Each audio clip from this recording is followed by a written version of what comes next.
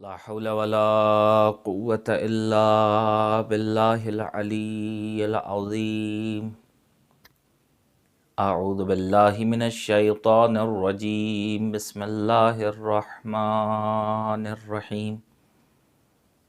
الحمد لله الذي نور قلوبنا بولاية الحسين وأخيه وجده وأبيه وأمه وشيته ومواليه وأجلى عيوننا بالبكاء في يزائه ومصيبته وجعل هاتين الموهبتين وسيلة لنا في نيل قربته وتحصيل رحمته.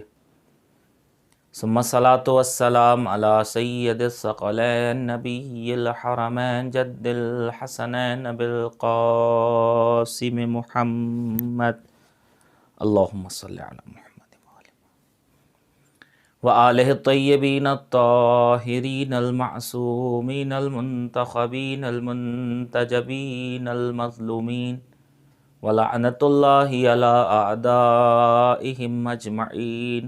أما بعد، فقد قال الإمام الحسين عليه الصلاة والسلام: إني لمخرج شرا ولا بطرا ولا ظالما ولا مفسدا، بل إنما خرجت لطلب الإصلاح في أمة جدي وأن آمر بالمعروف وأنهى عن المنكر وأسير بسيرة جدي وأبي علي بن أبي طالب.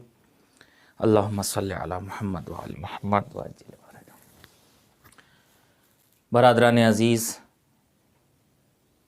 بزرگان محترم، حضرات سامعین اور ناظرین، المہدی میڈیا کی جانب سے منعقد ہونے والے اس خمسہ مجالس کے لیے میں نے جس عنوان گفتگو کو منتخب کیا ہے وہ ہے قیام امام حسین علیہ الصلاۃ والسلام کی حکمتیں.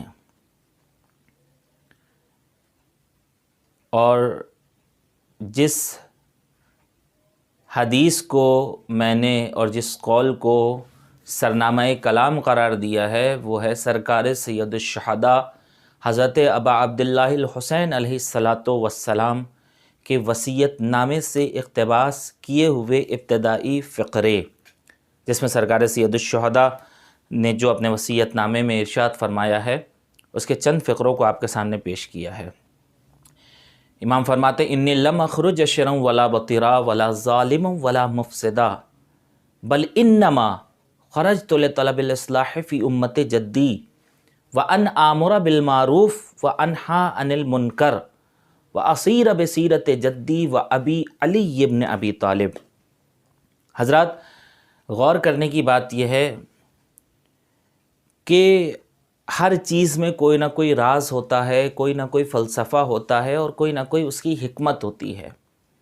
سرکار سید الشہداء نے وہ تحریک جو عالم بشریت کے تحفظ کے لیے تھی، جب اسے آپ رونما کرتے ہیں اور جب یہ انقلاب برپا ہوتا ہے سرکار سید الشہداء اور آپ کے رفقائے کار، اصحاب و انصار اور اولاد کے توسط سے، تو یقیناً اس کے پیچھے بھی حکمتیں ہوں گی، اس کے پیچھے بھی فلسفے ہوں گے، اس کے پیچھے بھی راز انقلاب ہوگا.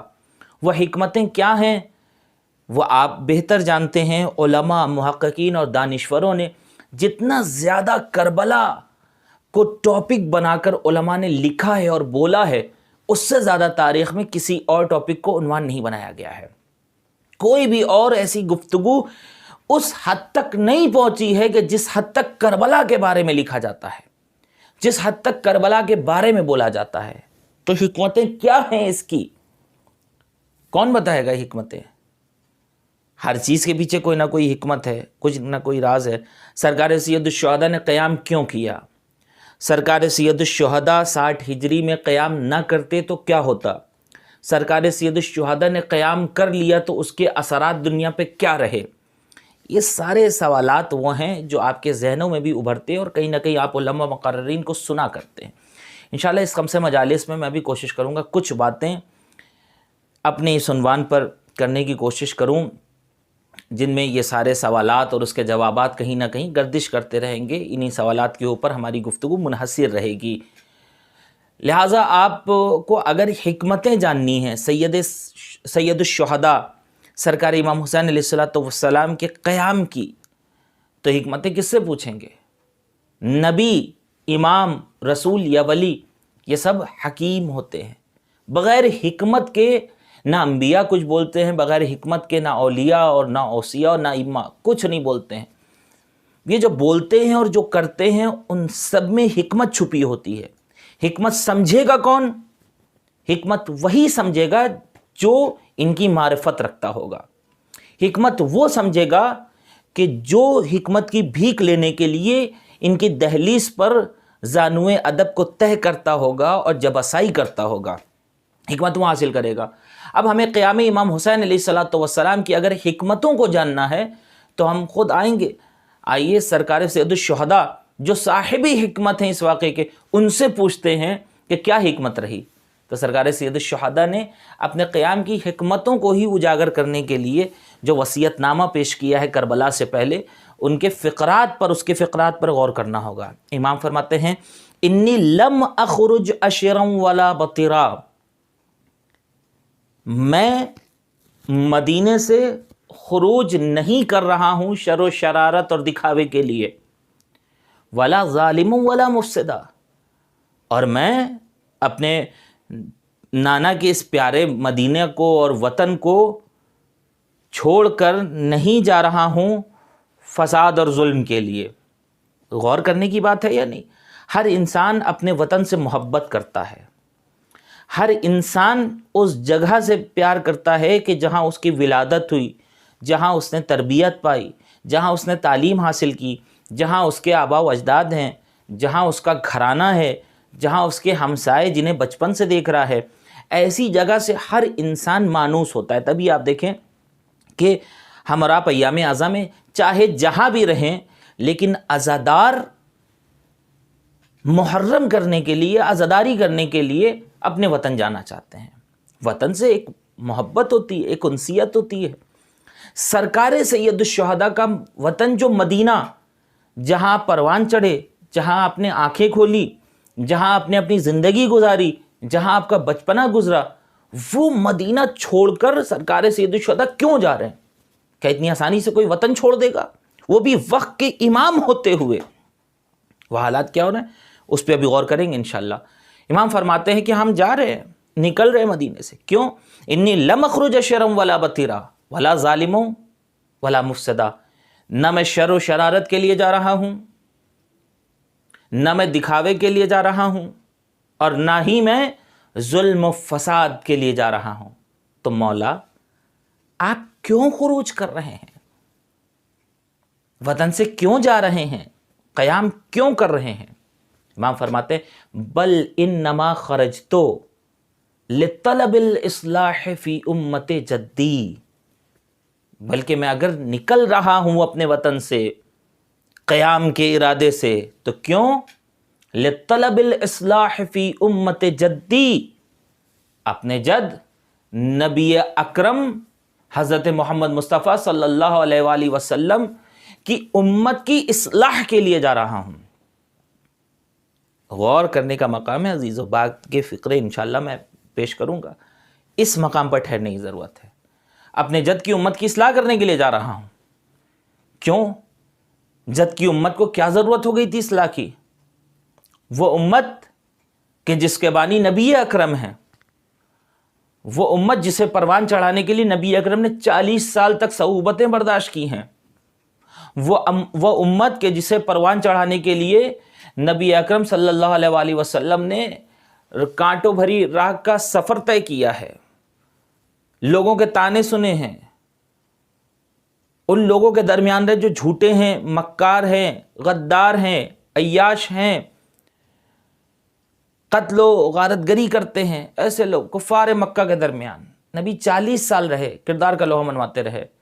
جھوٹوں کے درمیان رہے، جھوٹ نہیں بولا، مکاروں کے درمیان رہے، مکاری نہیں کی، قاتلوں کے درمیان رہے مگر قتل و فساد نہیں سیکھا ان سے۔ کیا کیا نبی اکرم نے؟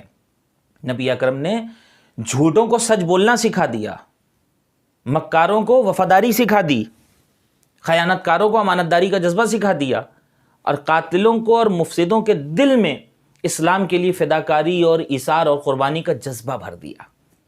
پھر نبی اکرم، جب لوگ اس طرح نبی اکرم کے کردار کے گرویدہ ہو گئے کہ جھوٹے بھی آپ کو سچا کہنے لگے اور خیانت کار بھی آپ کو امین کہنے لگے۔ جو جھوٹے ہیں وہ خود نبی کو صادق صادق کہہ رہے ہیں۔ نبی کے بہت سارے القاب میں 2 لقب بہت زیادہ مشہور ہے، صادق اور امین۔ جھوٹے آپ کو صادق کہتے تھے اور خیانت کار آپ کو امین کہنے لگے۔ یہ نبی اکرم کی زندگی کا بہت بڑا کریڈٹ ہے۔ جب لوگ پوری طرح سے نبی اکرم کو پہچان گئے، سمجھ گئے، نبی اکرم بھی لوگوں کو سمجھ گئے، ضرورت اب تھی بظاہر اعلان رسالت کرنے کی، ورنہ نبی تو اس وقت سے نبی ہیں کہ جب سے خدا نے انہیں بنایا ہے۔ نبی خود فرماتے ہیں کنت نبیا و آدم بین الماء والطین، میں اس وقت بھی نبی تھا کہ جب آدم آب و گل کے درمیان تھے۔ ہمارا یہ عقیدہ نہیں ہے کہ 40 برس کے بعد ان کو نبوت ملی، نہیں، اعلان بعد میں کیا ہے۔ نبی بچپنے میں نبی ہوتا ہے، جب عیسیٰ گہوارے میں نبی ہو سکتے ہیں تو فخر عیسیٰ ہے نبی اکرم۔ بہرحال یہاں سے گریز کرتے ہوئے نبی اکرم نے پھر اعلان رسالت کیا اور امت نبی کی بنی۔ 23 سال کی جاں فشانی سے، اس میں جنگ ہے، جدال ہے، رزم ہے، بزم ہے، مجاہدت ہے، اپنوں کی سازشیں ہیں، منافقین کا سامنا کرنا ہے، اصحاب ہیں، پھر اہل بیت ہیں، ان کی مودت ہے، محبت ہے، فضیلت ہے، مناقب ہے۔ یہ ساری چیزیں 23 سال کی زندگی میں نبی اکرم نے سب کا سامنا کیا اور امت کو اس مقام پہ پہنچا دیا کہ صدیوں میں امتیں اس امت کی برابری نہیں کر سکتی ہیں۔ امتیں صدیوں میں بنتی ہیں اور لمحوں میں شیراز امت بکھر جایا کرتا ہے۔ نبی اکرم نے 23 برس میں ایسی امت بنا دی، قیامت تک اس امت کا کوئی جواب نہیں لا سکتا۔ تو نبی اکرم نے سارے جو بھی اچھائیاں تھیں ان کی دعوت دی، برائیوں سے روکا، ان کے لیے آئین بشریت قرآن کی شکل میں دے دیا، احکام الہی کو پہنچا دیا، شریعت عطا کی، دین نبی رہا۔ تو بچا کیا؟ یہ ساری چیزیں تھیں۔ نبی کے بعد نبی کے جانشین حضرت علی، پھر امام حسن، بڑھاتے رہے۔ دیکھیں اس لہجے سے جیسے ہجرت نبی نے بھی کی، ہجرت امام حسین نے بھی کی مدینے سے، لیکن جس اعتبار سے سرکار سید الشہداء کہتے ہیں میں جا رہا ہوں کس لیے؟ اپنے جد کی امت کی اصلاح کرنے کے لیے۔ ایسے حضرت علی کے زمانے میں پرآشوب حالات تھے، مگر مولانا نے یہ نہیں کہا کہ نبی کے بعد چونکہ امت کو اصلاح کی ضرورت ہے لہٰذا میں باہر جا رہا ہوں۔ امام حسن کے زمانے میں سیاسی حالات بہت برے تھے، امام حسن نے نہیں کہا۔ کیا وجہ تھی کہ امام حسین کہہ رہے اپنی جد کی امت کی اصلاح کے لیے جا رہا ہوں؟ یہاں ٹھہرنا پڑے گا، یہاں ٹھہریں تب ہمیں کربلا کی حکمت سمجھ میں آئے گی، تب ہمیں قیام امام حسین کی حکمت سمجھ میں آئے گی کہ امام حسین نے وہ قدم کیوں اٹھایا جو حضرت علی نے قدم نہیں اٹھایا، جو امام حسن علیہ السلام نے قدم کیوں نہیں اٹھایا۔ اس لیے اس کی بنیادی وجہ یہ ہے کہ امام حسین علیہ السلام کے زمانے میں جب یزید ملعون تخت پر، تاج پر، منصب پر براجمان ہوتا ہے تو فوراً واقع کہتا ہے لوبت بنو ہاشم بالملک ما جاء خبر ولا وحی نزل۔ یہ تو حکومت حاصل کرنے کے لیے بنی ہاشم کا ایک ڈھونگ تھا، نعوذ باللہ۔ ما جاء خبر ولا وحی نزل، نہ ہی کوئی خبر آئی، نہ ہی کوئی خبر لانے والا پیغمبر آیا، نہ ہی کوئی وحی آئی، نہ ہی کوئی وحی لانے والا فرشتہ آیا۔ آپ سمجھ رہے ہیں اس کے ذریعے سے کیا کر رہا تھا؟ انکار کر رہا تھا۔ یہ یزید سے پہلے، اس سے پہلے والے بھی، یزید سے پہلے جتنے بھی رہے ہیں، یہ سب اسلام کے دشمن تھے، لیکن اسلام کا نقاب ان کے نفاق، کفر اور شرک کے چہرے پر پڑا ہوا تھا۔ اس سے پہلے والے بھی جو تھے وہ دین اسلام کی جڑوں کو کاٹ رہے تھے۔ اس سے پہلے والے بھی، یزید سے پہلے والے جو تھے وہ دین کو نقصان اور ضرر پہنچا رہے تھے۔ اس سے پہلے والے بھی جو تھے وہ دین کو اپنے مفاد کے لیے استعمال کر رہے تھے اور حقیقی دین سے لوگوں کو روک رہے تھے۔ یزید بھی وہی کر رہا تھا۔ فرق کیا رہا؟ کیونکہ یزید سے پہلے والے جو اسلام کو نقصان پہنچا رہے تھے وہ اسلام کا سہارا لے کر، اسلام کی بنیاد پر، دین کے سہارے سے دین کی جڑوں کو کاٹ رہے تھے۔ لیکن یہ جو یزید ملعون آیا، اس نے کھلم کھلا اعلان کر دیا کہ نہیں، کوئی خبر نہیں ہے، کوئی وحی نہیں ہے، اور کوئی فرشتہ نہیں ہے، اور کوئی کتاب نہیں ہے، کوئی رسول نہیں ہے۔ اس سے پہلے، اب آپ فرق سمجھ گئے ہوں گے انشاءاللہ، اس سے پہلے والے جو افراد تھے، یزید سے پہلے اسی مقام اور منصب پہ بیٹھنے والے، ان کے چہرے پر اسلام کی نقاب پڑی ہوئی تھی، ولو چہرہ نفاق کا تھا، ولو چہرہ کفر اور شرک کا تھا، مگر اسلام کی نقاب سے چھپا رکھا تھا۔ لیکن جو یزید آیا، اس نے اپنا چہرہ بالکل کھل کے سامنے کر دیا، اور کھل کے جب سامنے کیا تو کیا، میں کسی وحی اور اس کو نہیں مانتا ہوں، نعوذ باللہ۔ ابھی تک آپ پوچھیں گے اگر نبی کے بعد حضرت علی نے اور پھر اس کے بعد امام حسن نے کیوں نہیں قیام کیا، کیسے قیام کرتے؟ کیونکہ دشمن سارا کام دین کے نام پہ کر رہا تھا، بظاہر نمازیں بھی پڑھ رہا تھا، نماز کی تعریف بھی کر رہا تھا، عبادتیں بھی کر رہا تھا، مانتا بھی تھا، نبی کا کلمہ بھی پڑھ رہا تھا، نبوت کو مانتا بھی تھا، اگرچہ ان کی آل کو نقصان پہنچا رہا تھا۔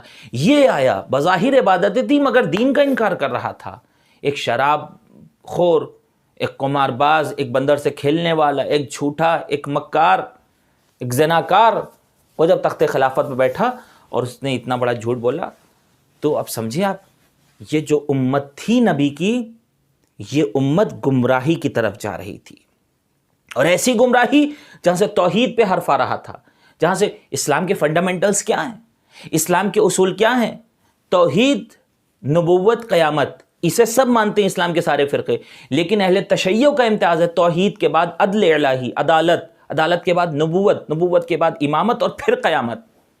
ہمارے اصول دین میں 5 چیزیں ہیں ہمارے اعتقادات میں، لیکن اگر 3 بھی مانے جو امت مسلمہ میں ان میں سب کا اتفاق ہے، پہلی چیز توحید، پھر نبوت، اور پھر قیامت ہے، اور یہ آ کے جو سب سے پہلے انکار کر رہا ہے، کوئی وحی نہیں آئی، کوئی خبر نہیں، خبر کا تعلق خبر لانے والے سے یعنی پیغمبر کا انکار کرنا گویا خدا کی وحدانیت کا انکار کرنا تھا۔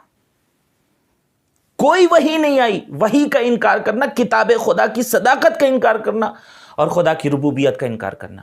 تو آپ سمجھے یزید ملعون نے وہ کام کیا جو اس سے پہلے والوں نے نہیں کیا تھا۔ تو اس سے پہلے بھی امام حسن نے اور امام علی نے قیام نہیں کیا، لیکن یزید جب آیا تو اب وہ خدا کی ربوبیت کا انکار کر بیٹھا، منکر وحدانیت الہی ہو گیا، منکر مقام و منصب نبوت ہو گیا۔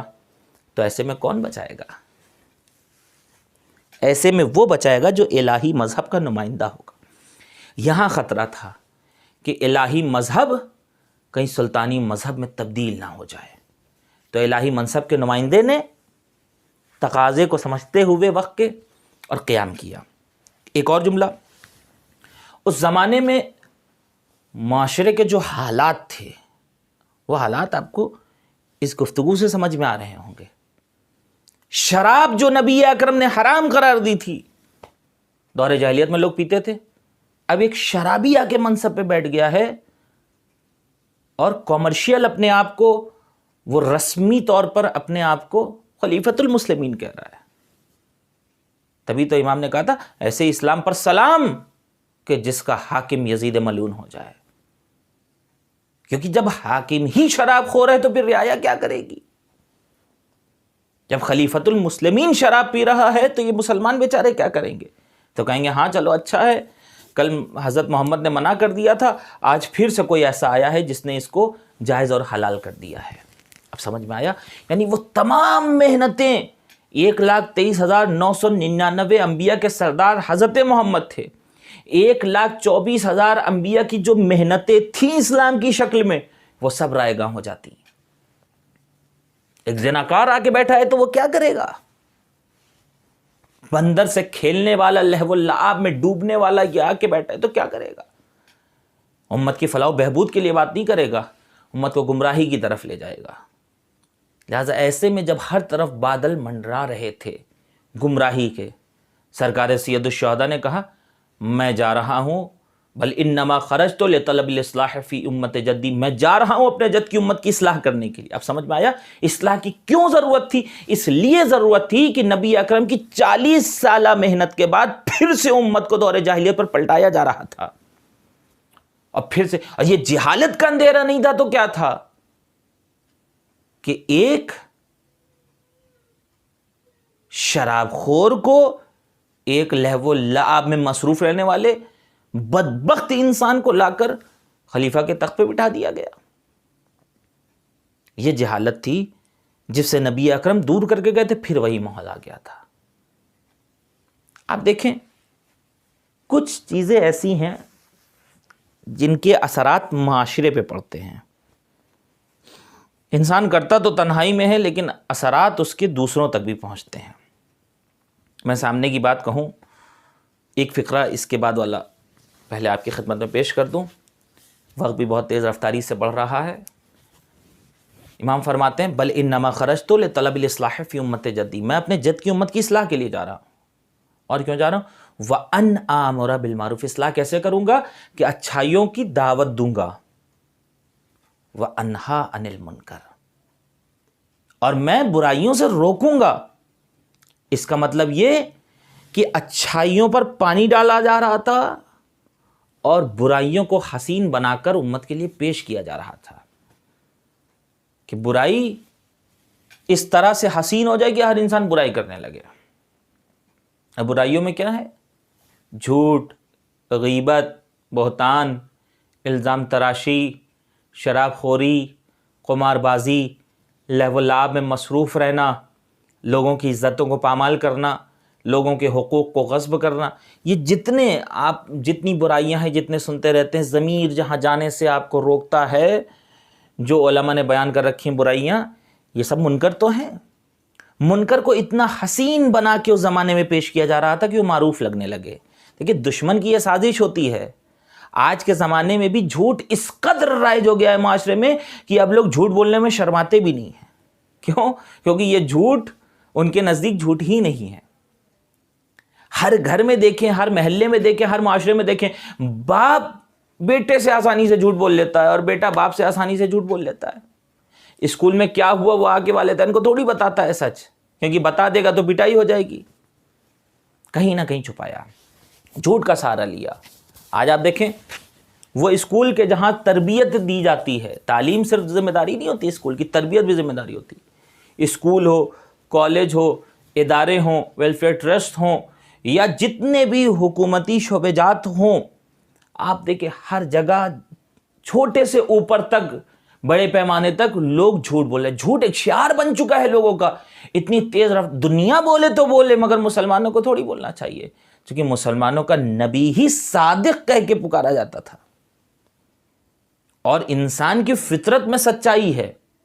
جب انسان پیدا ہوتا ہے تو انسان کی فطرت میں سچائی ہے، اس کی جبلت میں سچائی ہے. والدین کہتے ہیں اللہ ایک کہو وہ کہہ دیتا ہے، لہٰذا وہ خدا کو مان لیتا ہے. اسی لیے نبی اکرم فرماتے ہیں کل مولود یولد علی فطرت الاسلام، ہر بچہ فطرت اسلام پر پیدا کیا جاتا ہے. یہ تو ماں باپ ہیں جن کی تربیت سے وہ ان جیسا ہو جاتا ہے. معصومین فرماتے ہیں، روایت میں آیا ہے اس طرح کا مفہوم کہ جو بچہ جھوٹ بولنا سیکھتا ہے وہ اپنے گھر سے سیکھتا ہے. گھر یعنی ایٹماسفیئر سے، چاہے والدین ہوں، چاہے بھائی بہن ہوں، یا اس کے کفیل ہوں جو ان کی ذمہ داری اٹھانے والے گارجین حضرات ہوں، ان سے سیکھتا ہے بچہ جھوٹ، پھر جا کے معاشرے میں بولتا ہے. اگر بچے کی فطرت کو غلط تربیت کے ذریعے مسخ نہ کیا جائے تو یہ بچہ مرتے دم تک سچا مرے گا.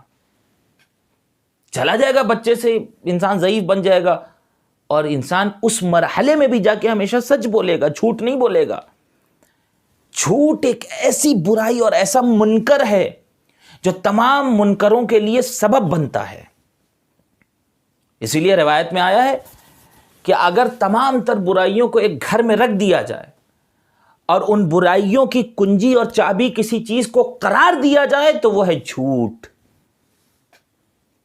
کیونکہ انسان جب ایک جھوٹ بولتا ہے تو پھر اس کو چھپانے کے لیے دوسرے کا سہارا لے گا، اس کو چھپانے کے لیے تیسرے کا سہارا لے گا، پھر اس کو دبانے کے لیے کسی کا منہ بند کرائے گا، کسی پہ ظلم کرے گا، کسی کے اوپر تشدد کرے گا، کسی کو مارے گا. یہ کیا ہے؟ یعنی ایک جھوٹ تھا کہ جس کے ذریعے سے آپ کو ہزار برے کام کرنے پڑ رہے ہیں. لہذا روایات میں آیا کہ اگر انسان جھوٹ بولتا ہے تو اسی سے ساری برائیاں پیدا ہونے لگتی ہیں. اب سمجھیے یہ جو یزید آیا تھا، میں ساری باتوں کو چھوڑ رہا ہوں آج، انشاءاللہ کل سے اور باتیں آپ کی خدمت میں پیش کی جائیں گی. وقت تیز رفتاری سے گزرتا چلا جا رہا ہے. امام معصوم فرماتے ہیں سید الشہداء کہ میں اچھائیوں کی دعوت دینے جا رہا ہوں. میں منکر سے روکنے کے لیے جا رہا ہوں. منکر یعنی برائیاں. اب ساری برائیاں اس کے اندر ہیں. ان برائیوں میں سے سر فہرست جو برائی ہے وہ جھوٹ. یزید ملعون آ کر تخت پہ بیٹھتے ہوئے سب سے پہلا جھوٹ یہ بولتا ہے, آ کے وہاں بولتا ہے لو بد بنو ہاشم بالملک ما جاء خبر ولا وحی نزل. اور یہ جھوٹ تکذیب میں بدل جاتا ہے. یعنی ایک جھوٹ بولنا خود اس کی ذات تک کسی مسئلے کو لے کر, لیکن جھوٹ نہیں بول رہا ہے بلکہ جھٹلا رہا ہے. جھٹلا رہا ہے اس کو جو سچا ہے, جھٹلا رہا ہے اس کو کہ جو خالق صداقت ہے, لہٰذا جھٹلا رہا ہے اس کو جو کلام صداقت ہے.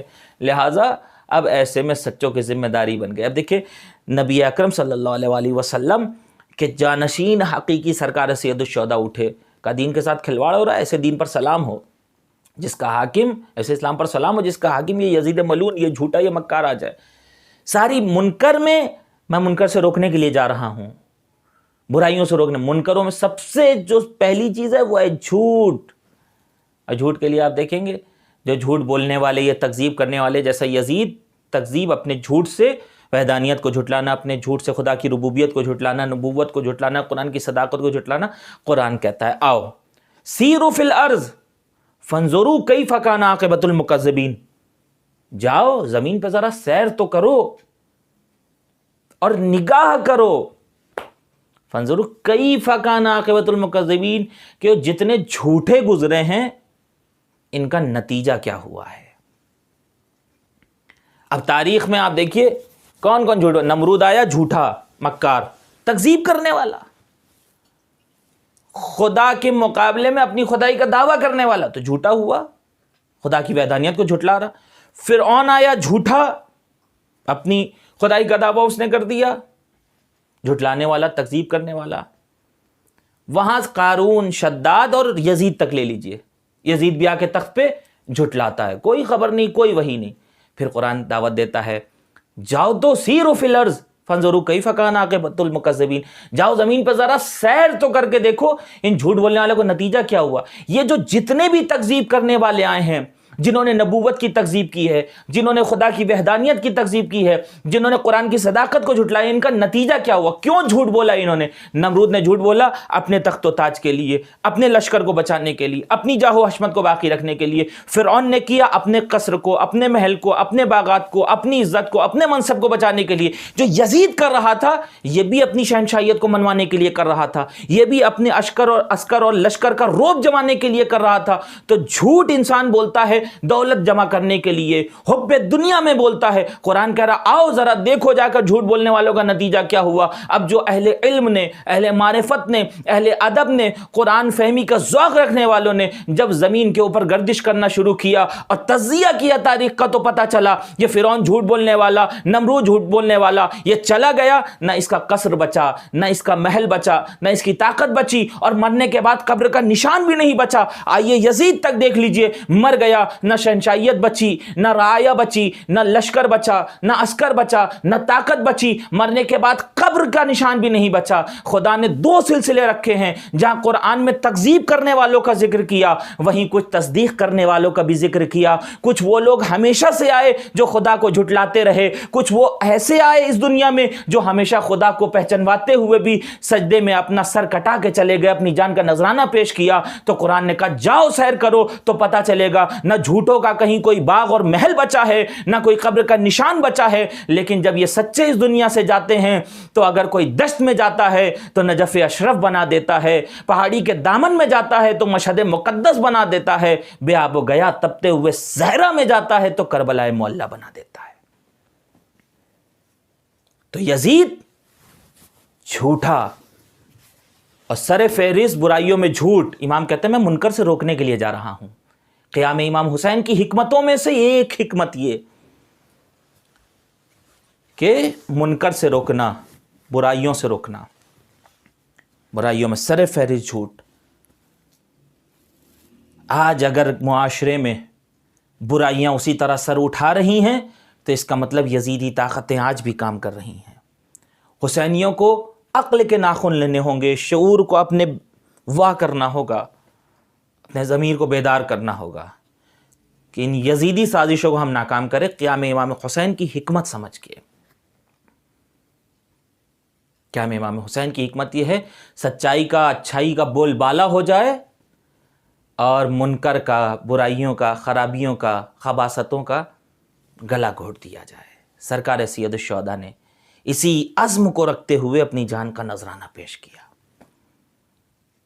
میرے نانا کے دین گھبرانا نہیں، اگر تمہارا گلا گھونٹا جا رہا ہے تو میرے 6 مہینے کے اصغر کا گلا موجود ہے، قربان کر دوں گا۔ میرے نانا کے دین گھبرانا نہیں، اگر تمہارا سینہ چھلنی کیا جا رہا ہے تو میرے کڑیل جوان علی اکبر کا سینہ موجود ہے، میں قربان کر دوں گا۔ میرے نانا کے دین گھبرانا نہیں، اگر تمہارے بازوؤں کی توانائیاں کمزور پڑ رہی ہیں، میرے بھائی عباس کے بازو موجود ہیں، میں تم پر قربان کر دوں گا۔ اور ہاں، میرے نانا کے دین غلام عسکری صاحب بانی تنظیم اللہ مقامہ اس مقام پہ پڑھا کرتے تھے، میرے نانا کے دین اگر تمہاری کشتی نجات ڈوبنے سے پھر بھی نہ بچے تو میرے ساتھ ننھی سکینہ ہے، اس کے کانوں کے گوشواروں کو اپنی کشتی کا لنگر بنا لینا۔ اگر تمہاری کشتی ڈوبنے سے پھر بھی نہ بچے، میرے ساتھ زینب و ام کلثوم ہیں، ان کے سروں کی چادروں کو کشتی کا بادبان بنا لینا۔ اگر کشتی تمہاری پھر بھی ڈوبنے سے نہ بچے، میرے ساتھ سید سجاد ہیں، انہیں اپنی کشتی کا ناخدا بنا لینا۔ لو عزیزو، حسین نے دین اسلام اور آبرو اسلام کو بچانے کے لیے اصحاب و انصار گود کے پالوں کو شہید کر دیا، اپنی جان کا نذرانہ بھی پیش کر دیا۔ حسین کا سفر کربلا میں ختم ہو گیا، عباس کا سفر کربلا میں رک گیا، اکبر و محمد و قاسم کا سفر کربلا میں آگے تھم گیا، مگر اس قافلے کے کچھ ایسے افراد ہیں جن کا سفر اب بھی جاری ہے۔ حسین رک گئے مگر زینب کو اب بھی چلنا ہے، عباس کربلا میں رک گئے مگر ام کلثوم کا سفر اب بھی جاری ہے، زینب کربلا کے بعد بھی چل رہی ہیں، ام کلثوم کربلا کے بعد بھی چل رہی ہیں۔ عزادارو، 6 مہینے ہو گئے یہ قافلہ اپنے وطن اور گھر سے نکلا ہے، اب پھر کربلا کے بعد بھی چل رہا ہے۔ ذرا فیصلہ کرے، کیا چلتے چلتے زینب کے پیروں میں چھالے نہ پڑ گئے ہوں گے؟ کیا ام کلثوم کے پیروں میں چھالے نہ آ گئے ہوں گے؟ ارے کیا سجاد کے تلووں میں آبلے نہ پڑ گئے ہوں گے؟ کیا ننھی سکینہ تھک نہ گئی ہوں گی؟ یہ سفر کی صعوبتیں تھی جن سے بیویوں پہ نقاہت طاری ہو رہی تھی۔ امام سجاد نے پوچھا شام میں، پھوپھی اماں، ارے آپ بیٹھ کے نماز پڑھ رہی ہے، بیٹا کربلا کے بعد سے وہ اذیتیں کشا کشا پھرایا جانا، تازیانوں کے نشان، پیاس کی شدت، ارے اب زینب سے کھڑے ہو کے نماز نہیں پڑھی۔ جزاکم اللہ، خدا آپ کو کوئی غم نہ دے سوائے غم سرکار سید الشہداء کے۔ ہاں عزاداروں، ذرا محسوس کرے، حسین، عباس اور ان مردوں کا قافلہ یہاں کربلا میں رک گیا، مگر ایک بہن ہے جس سے اب بھی چلنا ہے اور چلنے کے لیے آمادہ ہے۔ یہ وہ ایام ہے عزادارو، 16 محرم، یہ وہ ایام ہیں کہ عام طور سے اسرا کے مصائب بیان کیے جاتے ہیں۔ جناب زینب جن کے اوپر سفر کی ذمہ داری ہے، قافلہ سالاری کر رہی ہیں، آپ کے مصائب پڑے جاتے ہیں۔ پر ایک منظر پیش کر دوں، انشاءاللہ آپ کی عبادت تمام ہو رہی ہے۔ جیسے چاہیے بی بی سیدہ کو ان کا پرسہ دے لیجئے گا۔ حالات اچھے نہیں ہیں، اس بار آن لائن مجلسیں ہو رہی ہیں، لیکن ہم مجلسوں میں وہی رمق رکھیے گا جیسے آپ بیٹھ کے سنا کرتے تھے، کیونکہ مجلس چاہے جیسے بھی ہو مگر پرسہ لینے کے لیے وہ مظلوم ماں تو آ جاتی ہے، پرسہ لینے کے لیے دیار شام سے بیوی تو آ جاتی ہے، پرسہ لینے کے لیے ایک یتیمہ بچی تو آ جاتی ہے۔ عزاداروں، اب یہ قافلہ چلنے کے لیے آمادہ ہو گیا۔ بی بی زینب ایک ایک بی بی کو سوار کرتی ہیں۔ ام لیلہ آئیے سوار کر دیں، رباب آؤ سوار کر دیں، ام فروہ کو سوار کیا، ایک ایک بی بی کو سوار کر لیا۔ زینب تنہا بچ جاتی ہیں۔ ارے دائیں اور بائیں دیکھا ہوگا اور اس کے بعد فرات کی طرف دیکھا ہوگا، اے میرے بھائی عباس مدینے سے بڑی شان و شوکت سے سوار کیا تھا، آؤ کربلا میں کیا سوار نہ کرو گے؟ فرات کے کنارے کٹے ہوئے بازوؤں کا جنازہ تڑپ رہا ہوگا۔ اے شہزادی، اگر موت نے مہلت دی ہوتی، زندگی نے مہلت دی ہوتی تو میں ضرور آپ کی نصرت اور مدد کے لیے آ جاتا۔ بی بی کہتی ہیں ہمارے کارواں کو وہاں سے گزارا جائے جہاں ہمارے شہداء کے لاشیں بکھرے ہوئے ہیں۔ لو عزیز و ستم وہ ہو گیا، کیا گزری ہوگی جب ام لیلہ نے چھدے ہوئے سینے کے جنازے کو دیکھا ہوگا، کیا گزری ہوگی جب رباب نے ننھے سے جنازے کو دیکھا ہوگا، کیا گزری ہوگی اس ام فروا پہ جب پامال بیٹے قاسم کے جنازے کو دیکھا ہوگا۔ عزیز تاریخ بتاتی ہے جیسے یہ قافلہ شہداء کے قریب سے گزرا، بی بی زینب کے ہاتھ پسے پشت بندھے ہوئے تھے۔ بی بی زینب نے اپنے آپ کو بھائی کے جنازے پہ گرا دیا۔ عجب نے کہا عباس تمہارے بعد تمہاری بہن عباس بن کے جا رہی ہے، ارے کل بغیر ہاتھوں کے گھوڑے سے نیچے آئے تھے، زمین کربل پہ تمہاری بہن بھی منہ کے بل گر رہی ہے۔ اے شہزادی آپ کے تو ہاتھ موجود ہیں مگر پسے پشت رسی سے بندھے ہوئے ہیں۔ زینب نے اونٹ کی بلندی سے منہ کے بھل اپنے بھائی کے جنازے پہ گرایا۔ ارے اس طرح لاشا پامال ہو چکا تھا، بہن سے بہن محبت کرنے والی بھائی کو پہچان نہ سکی۔ بمقتل نے اتنا لکھ دیا، جنازے پہ آگے کہتی ہیں انت اخی انت ابن امی، ارے کیا تو ہی میرا ماں جایا ہے، کیا تو ہی میرا بھائی ہے۔ وہ وقت بھی آیا، ارے سجاد کے چہرے کو دیکھا، سجاد ارے کیا روتے روتے اپنی جان دے دو گے؟ پھوپھی اماں، ارے انہوں یزیدیوں نے اپنے کشتہائے نجس کو دفن کر دیا مگر میرا بابا بے گور و کفن تپتی ہوئی زمین پہ پڑا ہوا ہے۔ اے پھوپھی اماں کیسے بابا کو غسل و کفن دوں؟ بیٹا تم کفن پہناؤ گے، اپنے بابا کو دفن بھی کرو گے، بابا کا مزار بھی بنے گا، چاہنے والے عزادار تمہارے بابا کے مزار پہ آئیں گے۔ واہ حسینہ، واہ مظلومہ، واہ غربت۔ انا للہ و انا الیہ راجعون۔ رضا بقضائہ و تسلیما لامرہ، الا لعنۃ اللہ علی القوم الظالمین، وسيعلم الذین ظلموا ای منقلب ینقلبون۔ خدایا تجھے واسطہ محمد وآل محمد علیہ السلام کا ہماری اس عبادت کو شرف قبولیت عطا فرما۔